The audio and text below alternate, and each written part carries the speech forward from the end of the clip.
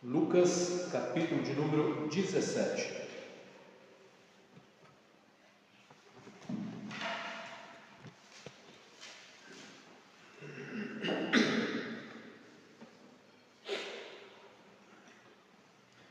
Lucas 17, versículos de número 11 até o versículo de número 17 e até o versículo de número 19. 17 ao 19. Lucas 17, 11 ao 19. Amém? A cura de 10 leprosos. Dirigindo-se a Jerusalém, Jesus chegou à fronteira entre a Galileia e Samaria. Ao entrar num povoado dali, 10 leprosos, mantendo certa distância, clamaram: Jesus, mestre, tenha misericórdia de nós. Ele olhou para eles e disse: vão e apresentem-se aos sacerdotes. E enquanto eles iam, foram curados da lepra. Um deles, ao ver-se curado, voltou a Jesus, louvando a Deus em alta voz. Lançou-se a seus pés, agradecendo-lhe pelo que havia feito. Esse homem era samaritano.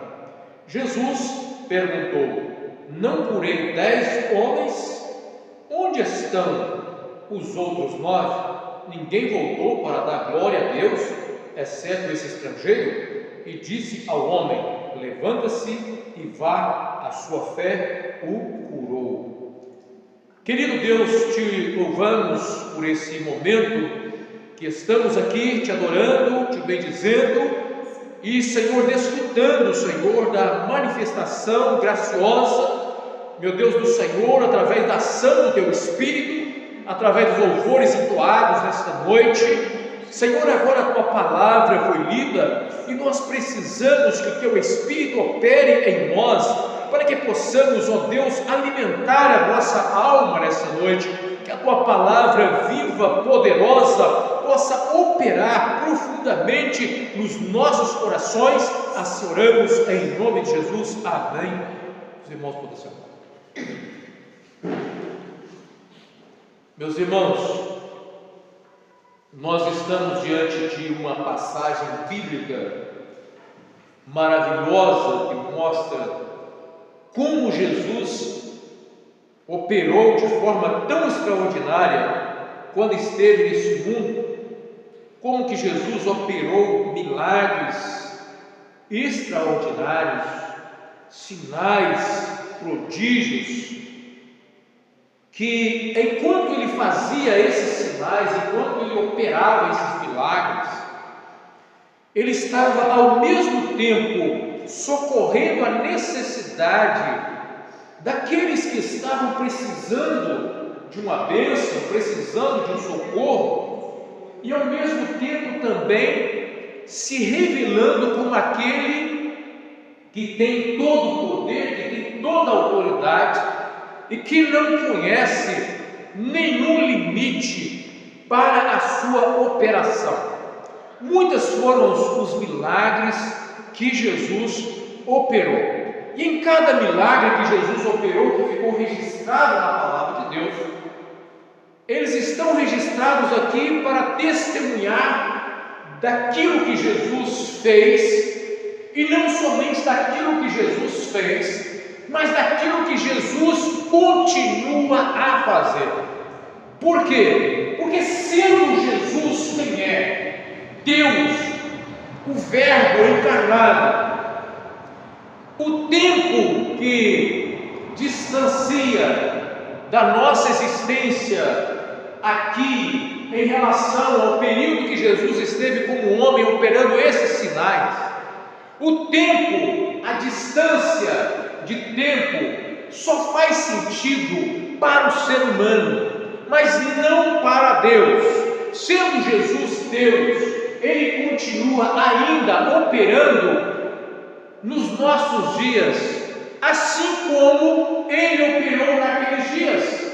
Ele pode operar coisas extraordinárias no nosso meio. na nossa vida, na vida daquele que crê. Preste atenção, Jesus disse que a fé daquele homem fez com que ele fosse curado. Aqui nós temos um ensinamento extraordinário, que aquele que deposita a fé em Jesus pode vivenciar milagres na sua vida. Aquele que deposita a fé em Jesus pode ver coisas extraordinárias acontecendo. Aquele que deposita a fé em Jesus pode ver e experimentar o poder de Deus agindo na sua vida. Por quê? Porque o Senhor Jesus, Ele não faz acepção de quem quer que seja. Note-se que, embora Jesus tivesse vindo a princípio para o seu povo, para os judeus, Ele operou aqui, e entre esses 10 homens leprosos, estava um estrangeiro. Ser estrangeiro, ser samaritano, aqui, dentro do contexto judaico, significava ser alguém distante do concerto de Deus com Israel. Então, o Senhor opera poderosamente e abençoa também os estrangeiros, porque Ele não faz acepção de pessoas. Ora, nós estamos vivendo um momento tão delicado que as pessoas querem, assim, criar um Jesus específico para uma comunidade específica. Como se Jesus fosse um Jesus exclusivo de alguém, e não fosse um Jesus de todos que depositam nele a fé e a confiança e a esperança. Certo dia eu estava lendo algo a respeito de um comentário do livro do Apocalipse. E naquela passagem do Apocalipse, capítulo de número 5, onde o trono de Deus ele é revelado, e ali João descreve o que ele via ali no trono de Deus, e as cores as cores que apareciam envolvendo a glória de Deus. E entre aquelas cores de algumas pedras estava uma pedra um pouco assim mais escura. E alguém escrevendo e comentando disse: Jesus era um Jesus negro. Simplesmente por causa daquela expressão. E eles começaram a criar então uma teologia negra, uma teologia dos negros, um Jesus dos negros, como se Jesus precisasse ser um Jesus exclusivo de A ou de B. Nós não precisamos disso. Jesus é aquele que não faz acepção de pessoas. Jesus é o Jesus que abençoa o branco, o negro, o amarelo. Jesus é aquele que abençoa o pobre, o rico, o miserável. Jesus é aquele que tem misericórdia do ser humano, porque todos nós, independente da nossa condição, nós somos pobres e necessitados da misericórdia de Deus e da graça operadora de Deus por intermédio de Jesus. E em cada milagre que Jesus operou, a gente pode aprender muita coisa. O Espírito Santo pode nos instruir, nos iluminar em cada detalhe descrito das operações de Jesus. E aqui nessa passagem desses leprosos, a palavra de Deus diz que Jesus estava entrando ali entre a fronteira de Galileia e Samaria, e quando ele estava entrando num povoado, 10 leprosos mantiveram-se à distância de Jesus, porque essa era a condição lamentável daqueles que naqueles dias eram acometidos de uma enfermidade terrível como a lepra. Porque aqueles que eram acometidos pela lepra, eles eram afastados da sociedade, do convívio social. Dá para perceber como era difícil para essas pessoas que estavam com essa enfermidade. E eles eram considerados alguém também espiritualmente imundo. Eles também eram considerados impuros por causa da lepra. Era essa a condição espiritual e social. Muitas das vezes, as pessoas são excluídas da sociedade por situações que às vezes faz com que a sociedade possa rejeitar as pessoas. E as pessoas às vezes têm que lidar com a rejeição no seu dia a dia. E não somente a rejeição social, às vezes o ser humano precisa lidar com aquele que é o problema mais sério do ser humano, porque é o problema que transcende o seu relacionamento social. É aquilo que afeta o seu campo espiritual, o seu lado espiritual. Do ponto de vista social, o ser humano pode fazer muita coisa para resolver, para amenizar, para criar um relacionamento entre um ser humano e outro que seja favorável, para que as pessoas não se sintam excluídas de uma sociedade. Mas do ponto de vista espiritual, nenhum ser humano pode resolver o problema daquela pessoa que se encontra naquela situação e talvez sentindo-se excluída, mas muito mais considerado, afastado, impuro espiritualmente. Do ponto de vista espiritual, somente Deus, somente Jesus pode resolver. As pessoas podem criar leis para favorecer ou melhorar o convívio entre seres humanos, mas nenhuma lei humana é capaz de interferir no aspecto espiritual do ser humano e mudar a sua condição espiritual. Então, de repente, uma lei pode me favorecer socialmente, mas não vai interferir na minha condição espiritual. E de repente eu posso até me ver bem com a sociedade, ou com a comunidade onde eu estou me pertencendo. Mas o mais importante é que o homem tenha não somente um sentimento de pertencimento à sociedade em que ele está inserido, mas um sentimento e uma certeza de um pertencimento à sociedade espiritual, à família espiritual, à família de Deus, que tenha liberdade espiritual, que possa se sentir restaurada espiritualmente. E aí só o Senhor. No campo espiritual, só Jesus.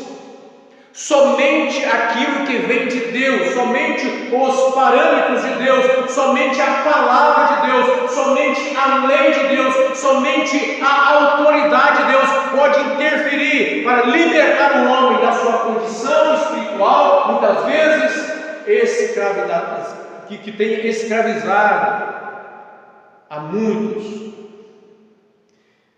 Do ponto de vista espiritual, nós podemos dizer que a lepra ela é uma figura daquilo que é a condição espiritual do homem afastado de Deus, distante de Deus, e que não pode aproximar de Deus por causa do seu pecado. O homem está distante de Deus por causa de um pecado.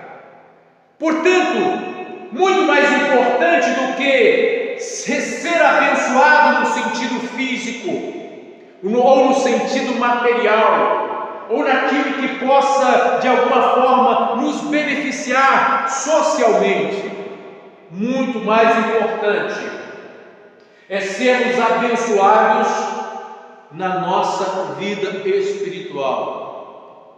E tem uma lepra que é muito pior do que a lepra que atinge o físico, que é chamada a lepra do pecado. E a lepra do pecado, só Jesus pode trazer a solução para o homem. E é interessante que aqueles homens leprosos, percebendo que Jesus se aproximava, eles mantiveram a distância. Quando eles mantiveram a distância, eles respeitaram todas as orientações que havia sido estabelecida naquela sociedade para a preservação da sua vida ou da sociedade, e também os parâmetros espirituais. Os parâmetros espirituais. Eles respeitaram a condição religiosa, a condição espiritual, e eles mantêm a distância. E eles clamam ao Senhor Jesus à distância. E é interessante uma coisa, que quando eles clamam ao Senhor Jesus, eles demonstraram fé naquele momento, porque eles sabiam que Jesus podia mudar a situação deles. E por isso eles clamam ao Senhor pelo socorro. E como eles clamam ao Senhor, nos ensina muito. Primeiro, o reconhecimento do estado deles. Eles reconheceram o estado deles, de leprosos. Respeitaram as orientações da lei de Moisés. E ainda assim, creram que Jesus podia mudar a vida deles. Mas eles clamaram por misericórdia. Aqui nós temos uma coisa que nos ensina muito, que a maneira do homem se achegar a Deus, a maneira do homem pecador se achegar a Deus para receber a bênção de Deus, é suplicando por misericórdia. Suplicar por misericórdia. Mas o que é suplicar por misericórdia? Suplicar por misericórdia é reconhecer ou esperar receber de alguém além daquilo que nós merecemos.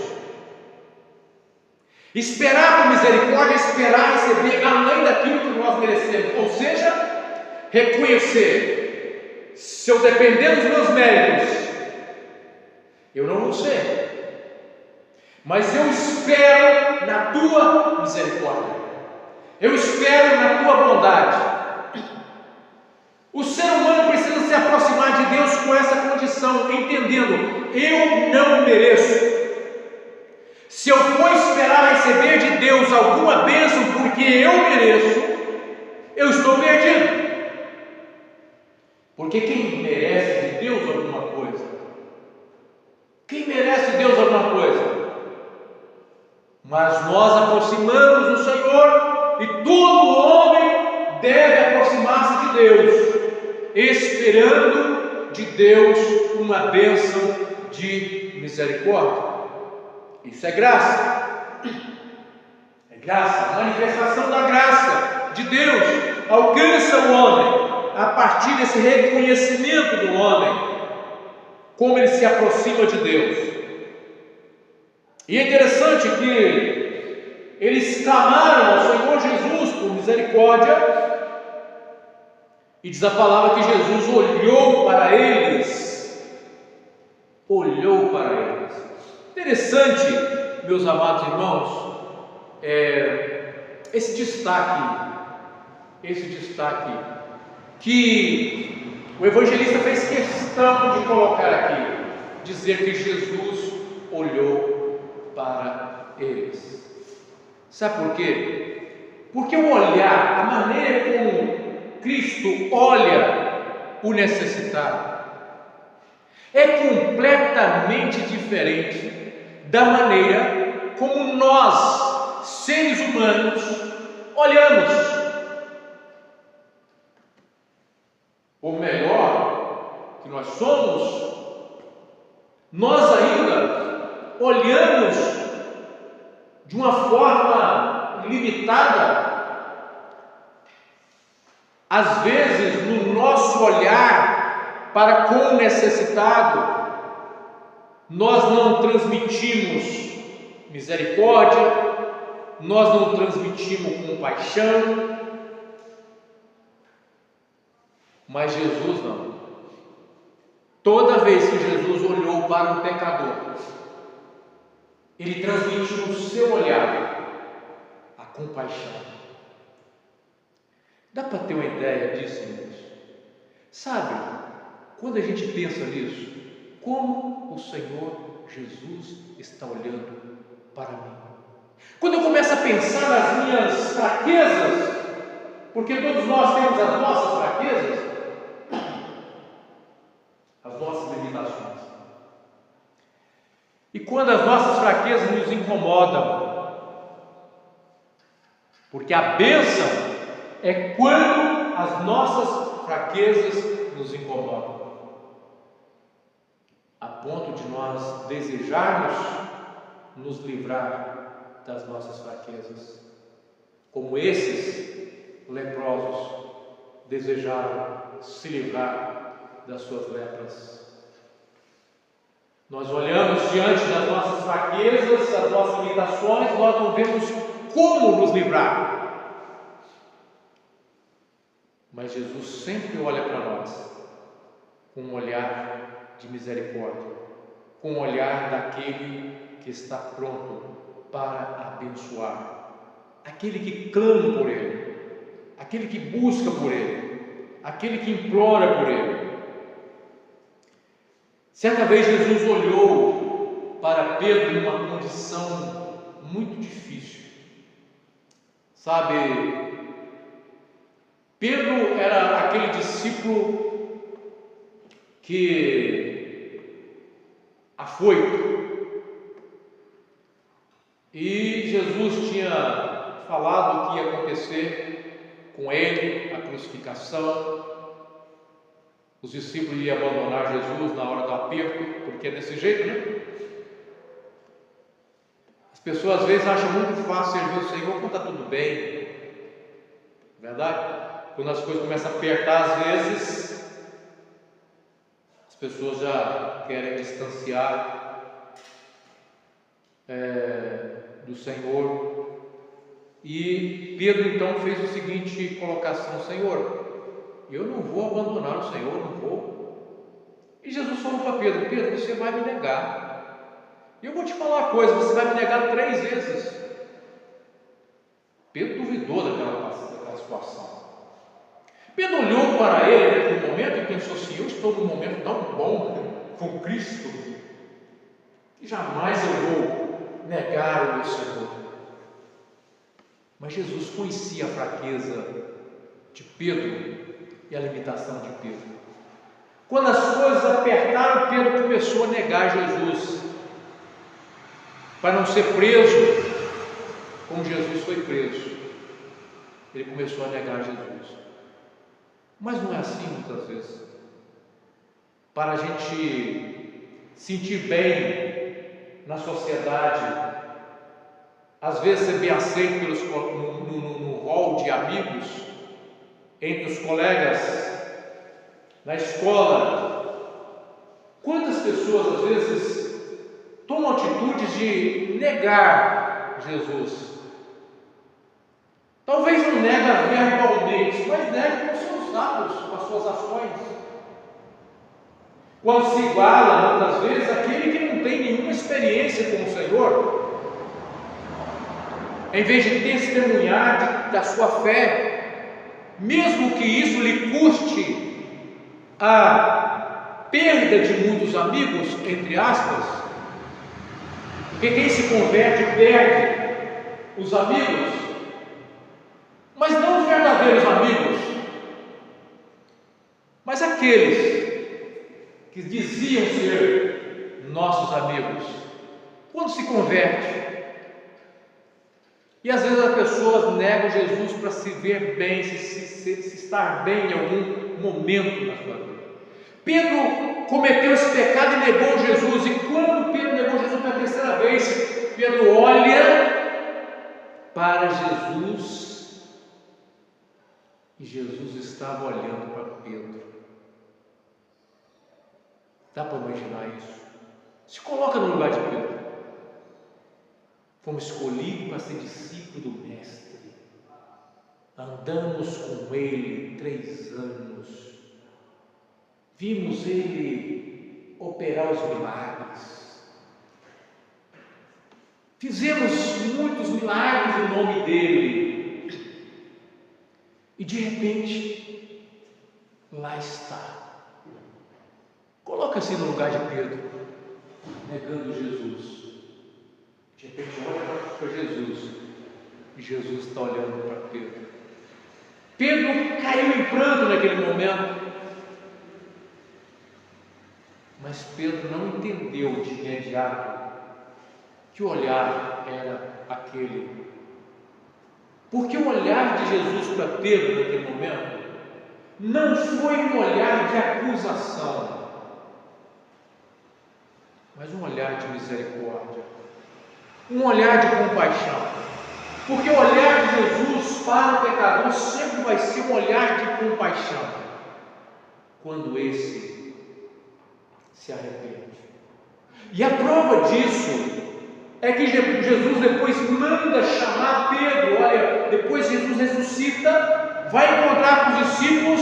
Podemos imaginar Pedro naquele conflito espiritual, na sua mente atordoada. Ele havia cometido um pecado terrível, havia negado o Senhor. E agora, será que o Senhor me aceita de volta? E Jesus manda um recado para Pedro, mostrando como que foi aquele olhar. Diga para Pedro também que eu quero encontrá-lo lá. Glória a Deus. Jesus olha com misericórdia para a vida do pecador e não com olhar de acusação. Jesus olhou para aqueles homens que estavam clamando por misericórdia. Jesus disse: vão e apresentem-se aos sacerdotes. Por que Jesus mandou? Jesus não foi nem perto deles. Poderia ter ido se quisesse. Jesus poderia ter ido. Jesus simplesmente mandou que eles fossem aos sacerdotes. E eles creram na palavra de Jesus. Aqui está o grande segredo para vivermos a bênção: crer na palavra de Jesus. Crer na palavra de Jesus. Quando Jesus falou assim: vai, apresenta os sacerdotes. Por quê? Porque de acordo com a lei, se alguém fosse acometido de uma lepra, deveria ser afastado da sociedade. Caso essa pessoa fosse curada, precisava se apresentar aos sacerdotes. Os sacerdotes iam olhar se de fato essa pessoa foi curada, e somente os sacerdotes tinham autoridade para liberar essa pessoa ao convívio da sociedade. Então, quando Jesus diz assim: vai e apresenta aos sacerdotes, eles entenderam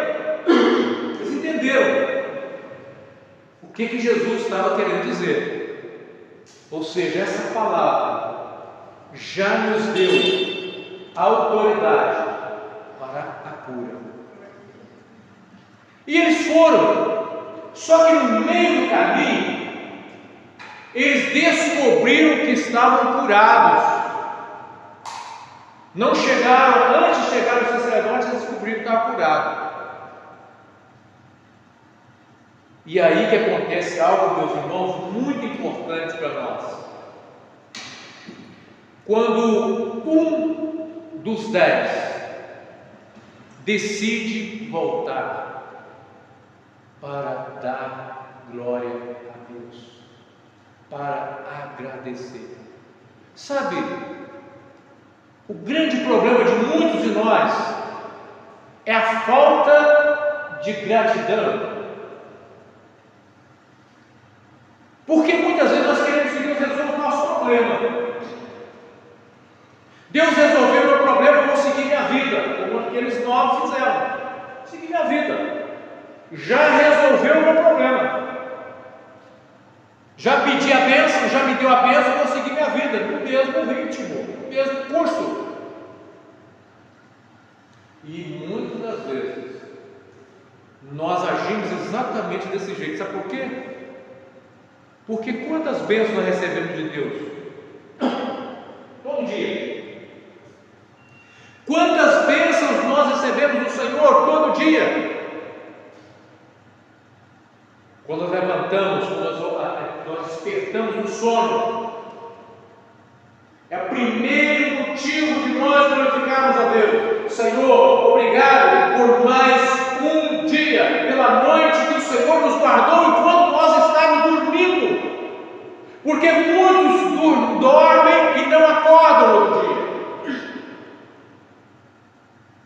Então, quando nós acordamos no outro dia, nós precisamos agradecer a Deus. Senhor, obrigado por mais uma noite, porque o Senhor guardou a nossa vida essa noite, o Senhor guardou minha vida essa noite. Obrigado, Senhor, por mais um dia de vida. E no dia, no nosso dia a dia, quanta bênção nós recebemos de Deus? Quantas? Livramentos? Não tem conta. Às vezes nós não temos conhecimento daquilo que Deus operou para proteger a nossa vida e para nos livrar de coisas terríveis, de coisas difíceis. Mas quantos estão com o coração agradecido diante de Deus? Quando aqueles que receberam a bênção não voltaram para agradecer, o que eles demonstraram com essa atitude de ingratidão? Eles demonstraram o seguinte: que a graça de Deus só era importante para eles na solução dos seus problemas imediatos, mas não era importante para eles no decorrer da sua jornada. E quantos estão desprezando a graça de Deus ao desprezar ou não demonstrar gratidão a Deus? Não demonstrar gratidão a Deus. Quantos? E Jesus, quando esse homem volta para agradecer a Deus, louvando a Deus, curado, louvando a Deus, lançou-se aos pés do Senhor agradecendo pelo que havia feito. E Jesus faz uma pergunta: não curei 10 homens? Onde estão? Segunda pergunta: onde estão os outros 9? O que nós percebemos com essas duas perguntas de Jesus? A indignação de Jesus. A indignação de Jesus. Eu curei 10. Por que esses 10 não vieram aqui agradecer? Por que somente um? Onde estão os outros? Estão cuidando da vida, estão cuidando dos seus negócios.